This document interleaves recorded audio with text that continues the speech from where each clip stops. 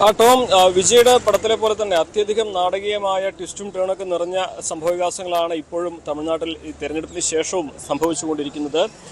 ഏറ്റവും പ്രധാനപ്പെട്ട ഒരു കാര്യം ഭരിക്കാൻ ആവശ്യമായ കേവല ഭൂരിപക്ഷം വിജയ്ക്ക് ലഭിക്കുമോ എന്നുള്ളത് തന്നെയാണ്. ആ ചോദ്യത്തിനുള്ള ഉത്തരം തേടിയാണ് ഇപ്പോൾ ഈ ചർച്ചകളൊക്കെ തന്നെ നടന്നുകൊണ്ടിരിക്കുന്നത്. നമ്മൾ നിൽക്കുന്നത് തമിഴ്നാട്ടിലെ CPM-ന്റെ ആസ്ഥാനത്താണ്. ഇവിടെ സംസ്ഥാന സമിതി യോഗം അല്പസമയത്തിനകം ചേരും.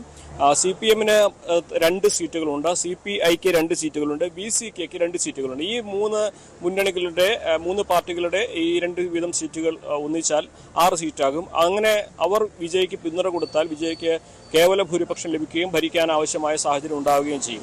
അതിന് സാധ്യതയുണ്ടോ എന്നുള്ളതാണ് ഇന്ന് നമ്മളിപ്പോൾ ഏറ്റവും പ്രധാനമായിട്ട് കാത്തിരിക്കുന്ന ഒരു ചോദ്യം. അല്പസമയത്തിനകം തന്നെ CPM-ന്റെയും CPI-യുടെയും യോഗങ്ങൾ ചേരും.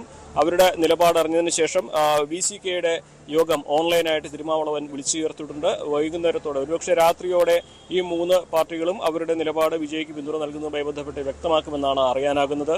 അങ്ങനെ ഈ 3 പേരും പിന്തുണച്ചാൽ ഇവിടെ വിജയുടെ ഭരണത്തിലേക്കുള്ള യാത്ര അത് സുഗമമാവും, തടസ്സങ്ങളില്ലാതെയാകും. പക്ഷെ അപ്പോഴും ഒരു വെല്ലുവിളിയുണ്ട്. DMK-യുടെ സഖ്യകക്ഷികളാണ് CPM-ഉം CPI-യും VCK-യും ഒക്കെ.